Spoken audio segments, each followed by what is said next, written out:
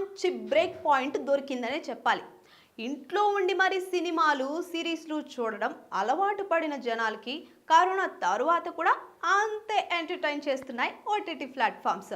ప్రస్తుతం ఉన్న OTT platforms Amazon Prime, Disney plus Hotstar, Prime Video, Jio, ETV Win. వీటన్నిటికన్నా Netflix subscription కొంచెం cost ఎక్కువ, కానీ దాంట్లో కొంచెం ఎక్కువ సినిమాలే వస్తాయి, అవి కూడా పెద్ద స్టార్స్వి. కాబట్టి ఆ మాత్రం సబ్స్క్రిప్షన్ ఫీజు సబబే అంటున్నారు మరి.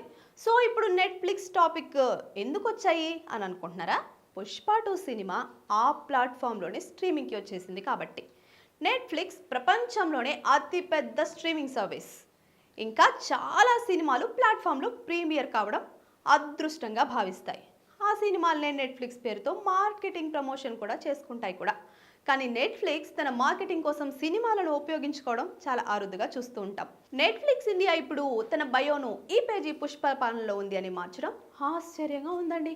పుష్ప 2 ద రూల్ ప్రీమియర్ సందర్భంగా నెట్ఫ్లిక్స్ అన్ని సోషల్ మీడియా ప్లాట్ఫామ్లలో తన బయోను ఈ పేజీ పుష్ప పాలనలో ఉంది అని మార్చేసింది. నెట్ఫ్లిక్స్ ఇండియా ప్లాట్ఫామ్ ఒక సినిమా ప్రీమియర్ను ప్రమోట్ చేయడానికి తన బయోనే మార్చేయడం చరిత్రలో ఇదే ఫస్ట్ టైం. అల్లు అర్జున్తో పుష్ప స్పెషల్ ప్రోమోను కూడా రూపొందించింది. ఇందులో కంటెంట్ నెట్ఫ్లిక్స్లో లోడ్ అవుతోందని, నెట్ఫ్లిక్స్ అంటే ఫైర్ అనుకుంటివా, వైల్డ్ ఫైర్ అని అనడం సూపర్. కేవలం నెట్ఫ్లిక్స్ కోసం ప్రత్యేకంగా చిత్రీకరించిన ఈ యాడ్ కమర్షియల్ ఇప్పుడు సోషల్ మీడియాలో వైరల్ అవుతోంది.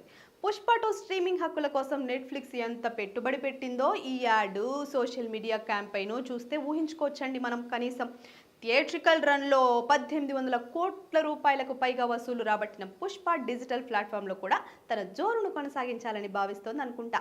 థియేటర్లలో అయినా ఓటీటీలో అయినా పుష్ప హవా మామూలుగా లేదుగా.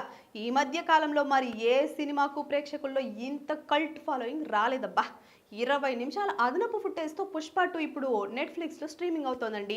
కాబట్టి థియేటర్లలో ఆ 20 నిమిషాలు చూడడం మిస్ అయిన ప్రజలందరూ కూడా ఇప్పుడు నెట్ఫ్లిక్స్లో చూడడానికి ఎదురు చూస్తున్నారు. చూసేయండి మరి. Please subscribe to the channel and download the Politicos app from the links in the description.